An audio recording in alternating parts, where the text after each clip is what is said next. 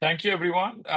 This is for joining us in this next webinar in our series, which we call Bringing AI to Your Campus. So we're super excited about the webinar today. So this is our agenda. Let me just get rid of this.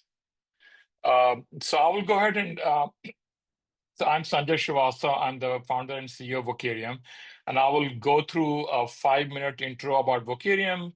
For those of you who are not familiar with us, just give you a real quick overview of what we do, and then I'll hand it to Julianne DeMars-Smith from Google to talk about Google Colab, and then we will come to the main attraction today with the Professor Aditya Balu from Iowa State University, and he's going to talk about his experience. And and please go ahead and ask any questions in the chat, or we will hopefully leave some time open also at the end. So with that, uh, Vocarium, so we have been around for more than a decade.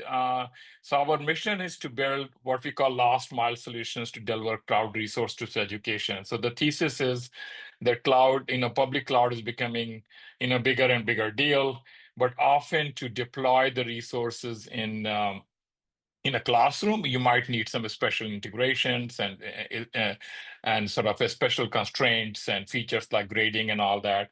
And this is what we focus on. We have about 4 million learners. We are deployed in about 7,000 universities worldwide, in all sorts of R1s and teaching universities and community colleges. And we are partnered with over 10 major tech partners. So often what we mean by that is often if you're going to Udemy, Udacity, if you're learning, say, cloud computing or data science, you might be using one of our hands-on labs. So in terms of our product, we have this category of product which we call cloud labs. You can go get access to AWS, Azure, GCP, Databricks, and maybe cyber ranges to deploy in a classroom. AI Studio, we are focusing more and more on how do you now bring Gen AI to the classroom. AI Gateway, this is our product where you can distribute Gen AI API keys to your campus. So for example, you can say that, you can put policies and you can say this particular, maybe an operation group has access to maybe Gemini and Cloud, and with some guardrails around it. The guardrails could be budget or other moderation guardrail. And then AI Notebook, this is the product we'll be talking about right now. Essentially, the idea is that how do you deploy a Jupyter notebook in the classroom, but also give access to the learners to latest, greatest environments. And it could be, we'll talk about Google Colab, or maybe sometimes it's GPU resources and maybe in your on-prem cluster. So that's focus of today. How you deploy Vocarium, often it could be a lab for your online programs. So for example, very, very popular in masters in data science, for example. AI Campus is our latest product where we are delivering personalized learning solutions to the classroom. We are super focused right now on math proficiency. Uh, Next generation of Jupyter Hub. So often, there might be some Jupyter Hub deployment in your campus, but there might be some pressure to upgrade it with maybe things like GPUs or Gen AI, and how do you provide instant feedback to the learners, integrate with LMS. So that's our notebook solution, and AI Tutor is essentially, something which everyone is trying to do right now, is how do we deploy tutors for student services or for academic purposes. So those are kind of our product lists. So at this point, I would do is like hand it off to Julianne. Hi. Yeah, so I'm Julianne. Thanks so much for the intro, Sanjay, and for having me. I am a software engineer on the Google Colab team. My background is primarily in working on our AI features, so like our Gemini chat feature, creating generated code, inline completions, all those things. But also at Google, we have this thing called 20% projects where and for that, I spend 20% of my time, working time, teaching computer science at Google, and I've done that for many years. And that's actually what brought me to the Colab team, is because we use Colab for our lectures as well as our homeworks in our classes. And so when I came to the Colab team, I had a lot of opinions about how to make Colab work better for teachers, and that's kind of why I'm here today, and that's kind of what I specialize in also on the Colab team is making Colab work better for EDU use cases.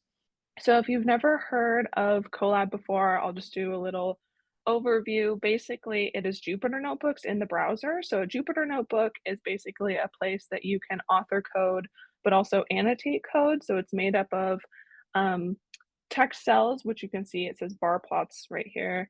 So that's rich markdown cells you can author. And then also it has code that you can author and then run right in the browser. And those, when you press the play button there, it just connects you to our powerful Google VMs on the back end, and all of that is free. You don't have to do any local setup. So if you've used like Jupyter Hub before, you know that you normally have to, do a bunch of complicated setup on your machine. Hope that you have like a beefy machine and make sure that everything's set up. But in Colab, you can literally just open up the browser and press play, and the code just runs. And then when you run the code, it visualizes the data directly in line. That's what you see at the very bottom there, that chart. That's one of the things I love about Colab. Like you can connect to it from your phone. You don't even have to like have a computer. You can do it from any device that has a Chrome connection. So, and then one other thing, sorry, going back to the last slide, is that just like any other Google product, you can share notebooks easily, just like you would in like a Word document or or sorry, like a Google Docs document, just using Google Drive. So all of the sharing features are very simple, especially in like a organization that has like a workspace subscription. Okay, so next slide. Another thing that I love about Colab is our AI features, which I've worked on in the past. This is showcasing our Gemini chat feature where you can talk to Gemini, ask it questions about your notebook. You can ask it to create code. It can help you debug errors. It can help you fix errors. There's a lot of integrated AI features just directly in Colab, and all of these are completely free. You don't have to pay for Colab to be able to access our AI features. It, as well as all of the VMs that we connect you to, are totally free. And then going on to the next slide, that kind of brings me to why I'm so excited about Colab in general and why I think it's a really cool opportunity specifically for the EDU space. And it's best sort of summed up by this quote by a professor at University of Colorado. So it says, there's an equity aspect of Colab. Not everyone has a high-end laptop. When everyone has the same resources and access, it allows us to find more talent randomly distributed around our student population. We want to help empower those people to do well, and Colab has been the best solution to that so far. So I definitely see that in my coding classes. Like the barrier to entry to using Colab is extremely low. You don't have to set anything up. You don't have to have a fancy machine. You can just immediately start coding and learning to code. And I think that that is a really cool way of like democratizing access to coding, but also coding instruction because of our AI features. You can use it like a tutor. You can ask it questions. It can help you debug. It's, even if you're outside of a traditional EDU or educational environment, it can still help you for free. So that's cool.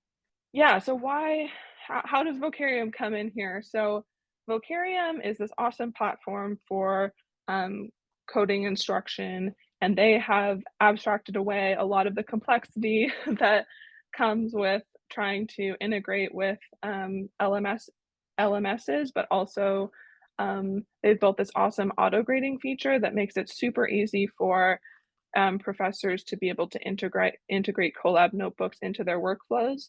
Like before with this feature, basically like people are manually grading notebooks. They're like either looking at the code, like the output of the code, or like running it through some like, very janky automated tests. But with Vocarium, it's much easier to do auto grading. It's all very streamlined, as Professor Aditya will show you in a second. But also, why is Colab so interested in this? Because 76% of our user base has self-responded that they are from the EDU community. So that's teachers, students, and researchers. And so anything that we can do here to make Colab work better for EDU is like, you know, better for a wide majority of our users.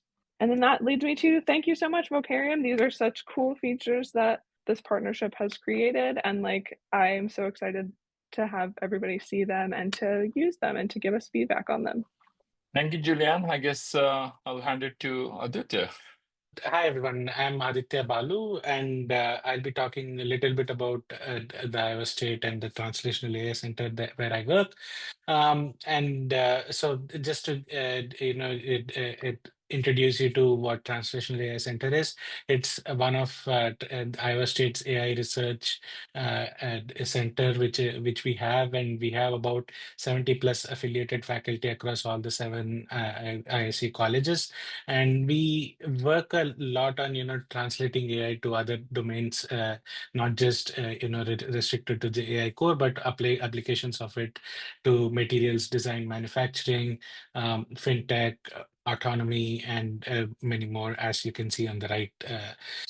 So what do we do in the center? We work on three key aspects. One is, AI plus X research, translating AI to other domains like the X domains.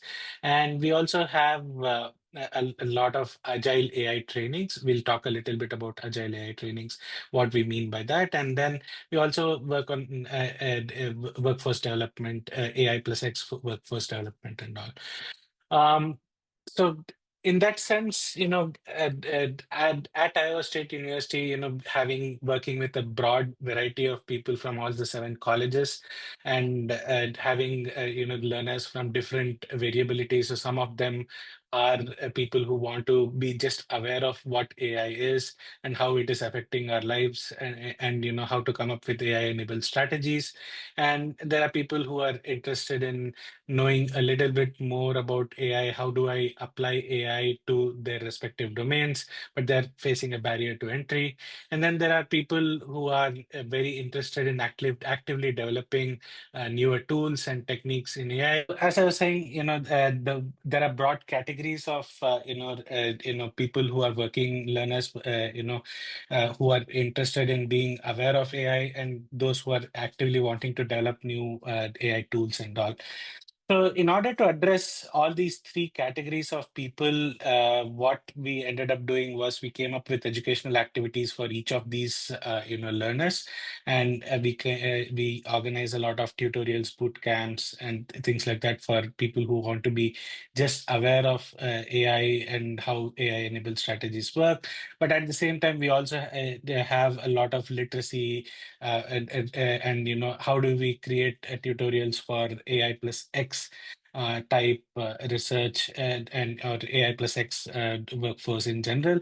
And then we have workshops for those, and then journal clubs and all. And then there are people who want to actively develop AI tools. For them, we organize some hackathons and micro-credential courses and all. So what I'd be talking about majorly today is about these micro-credential courses that we at Iowa State have been offering for a while. These are somewhat similar to how you have other edtech courses like Coursera and all, but they are majorly, more driven towards having a personalized, experience for the students. And more importantly, we try to create a personalized pathway for people to choose. Each of these courses are, we created a series of courses, foundational AI courses and advanced AI courses. Each of these courses are approximately, 4 weeks long, and they are equivalent to 1 credit, and they earn a micro-credential badge at the end of the course. And we started out this sometime early last year, and so far we have at least a few students who have finished through the entire pathway, and I'll talk a little bit about that. So in general, so the past success, we had at least 15 students or so joining in every of these mini course, and we had a good response in the past few years and all. So with at time, what we saw is, we thought that, it's really good to have a clear, pathway of how we actually the learning, how do we track learning of each of these students, and how do we come up with a way to, account for all of that. So we came up with this idea of a translational AI certificate, which allows them to take a bunch of micro-credential courses in foundations in AI, and a bunch of courses in advanced AI topics, and then a capstone project, and then together, all of them together, they get a professional certificate in translational AI. So because this was so useful, and the students were really liking it, but at the same time, we had a lot of people from industry saying, hey, we also want to take these courses. We also want to upskill our, employers, and, we want to ensure that all our, employees are also equally educated in some of the new things that are happening. So for that reason, we ended up opening it up, working with ISU Online, so that it's now available to everyone outside of ISU as well. So this is what we were working on over the last couple of years in terms of translational AI education and all. So in that context, when we are working on, the education of all these different topics, like, ML ops, or scientific machine learning, or mastering PyTorch, and also these are different ideas that we were working on, and we needed something to, a platform for, sharing compute resources, and how do we, work with, any kind of grading or anything. So obviously we use Canvas within our university for doing all the grading and everything. So we wanted something which can give us integration to grading, automatic grading, and then integration to Canvas. And we also, ever since Google Colab started in, I think, 2017 or 2018, I've been using Google Colab for most of our teaching in the university. So using Google Colab was very useful for us, and some of the recent features of, AI-based coding assistant and all is something that we really like, especially given all the GitHub Copilot, and people are really interested in using some of these things to do very quick coding. So these were some of the key aspects when we started, collaborating with Vocareum, and see how we can actually use Vocareum and integrate it within our workflow of teaching these translational AI courses. And then we also got advantages of using Google Colab. And then, as Sanjay was mentioning, we also got to use some of these Gen AI capabilities that are inbuilt, where we can share the OpenAI key and things like that. And those all become very useful, especially if we are giving them assignments on natural language processing or things like that. So that's all the advantages that we saw of using Google Colab and Vocarium within our own integration of what we were trying to do. And because of all those reasons, we ended up creating using this for all our courses. So a simple example is, when we were working on mastering PyTorch, we created a notebook using Google Colab. And, you can do that very easily by just adding an new assignment, and you create the whole assignment. It's a Jupyter notebook where you can add all the things that you want them to do. And then you leave some cells where they can do the parts that they have to do. And then we have, automatic grading, auto-graded tests that you can add. And once you set up the auto grading and all, for example, when you're training a model, you can say that I want the desired accuracy to be so and so. So that's something that we can add in terms of auto grading. And then we can, once you have set up your assignment, and I'll show you a quick demo of how we can set up the assignment. Once you have the assignment set up, you can essentially integrate it with your own Canvas LMS. The left side you can actually see. So we integrating this into one of our courses, and we can actually go and select that I want Vocarium LTI link selection, and then I can can add the course, which assignment do I want to use in Vocarium, and then use that back in here. So I would take the time to actually go ahead and show you a quick demo. This is a simple example of how I created the PyTorch introduction. So we use this as a first assignment for our Mastering PyTorch course, and it's a simple assignment where when we want to run it, and I can show you how the student view looks like. When I click on the student view, essentially you get a simple screen like this where you can you'll have to sign into Google Colab. In my case, I've already signed in, so it will directly take me to the Google Colab notebook, and I can essentially run through each of these cells. In this case, it's going to connect to a GPU instance, and you can see that it's using a Tesla T4 GPU, and I have a bunch of imports. And then I'm loading an MNIST dataset, in this case, a fashion MNIST dataset. And then I have a bunch of cells for people to actually, students to actually implement how they can load the data set. And then I have a test which can actually test whether the students have loaded the images properly or not, and then creating the training data set and the test data class.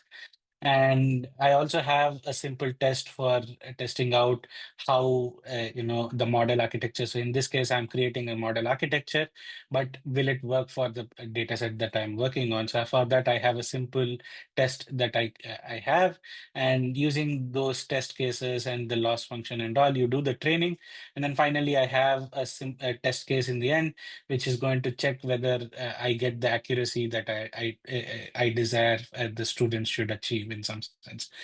So this is, once you probably, go ahead and maybe I can quickly implement the first one. So it's load MNIST. I can just click on that and then say dot. As you can see, as soon as I started implementing, it started giving me suggestions on what I should do. Maybe I can go ahead and do that. So you see here, I can click on that, and then it gives me the thing that I need to cover up there. So then I can click on this. Obviously, I'll have to start running from the beginning, and then run through this. Let's see.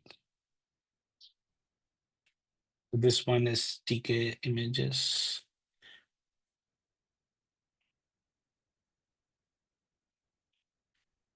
And then I can always check what's the size. In this case, it says that it's incorrect, but I can always, and you can always, obviously, the first concern that people will have is can people not change the assert statement and, get away with it? But in this case, it's a read-only thing, so you cannot edit anything there. You can always check what's the size, debug through, and then people can correct it, and based on that you can work through that. So having done all that, once you're done with all your edits, you can save it, and once you save it, you can close this and go back and click on submit, and that is going to submit the work that you have done. In this case, as a student view, I can see what the outputs were, and as a instructor as well, I can see what the outputs were. So if I have to give any feedback, I can use this to do that as well. I can quickly show you how I created this assignment as well. So if I click close this student view and go back to the original view, so you can see it's the same Jupyter notebook that I uploaded here in this work folder. So I can quickly go back and show you how I got there. So uh, on your notebook, the Vocarium, you can go and click on new assignment, or in this case, I already have an assignment. You create that and you select that it's a Colab type notebook, and then you can click on configure workspace. And once you click on configure workspace, you should be able to see the files that are there, and you can upload or create a new notebook here called PyTorch Introduction, or any of your notebooks that you want. And once you're there, you can actually, have all your things here. But more specifically, you would want to add which ones are auto-graded and have a rubric for it, and what kind of a point, how many points are you giving for some of those auto-graded tests. And once you're done with all the changes, you can click on Publish Notebook, and that's going to essentially create the solution and the hidden tests and all, so that people can play around with it. So this, and in this case, I have already published it, so I wouldn't do it again, but you can do it again as well if you want. So that's how you can run this whole thing. A quick demo of how you can run it in Vocarium and all. Again, it's not just stopping us from creating a Vocarium a notebook using Google Colab. You can always basically go ahead and change the type of the assignment from Google Colab to Vocarium Notebook or Jupyter Lab or a Visual Studio Code, and then use that as well. With that, I think I covered most of the features. Again, you can use, I just showed you mastering PyTorch, but I do also have another example of reinforcement learning where it's exactly the same way. You have a notebook and you set it up in the same way. In this case, reinforcement learning, because I don't need GPU access, or because the instructors I was working with, we wanted to use directly Vocarium Lab rather than Google Colab. So we went ahead with using just Vocarium Notebook, but we can use either of them as and when we go.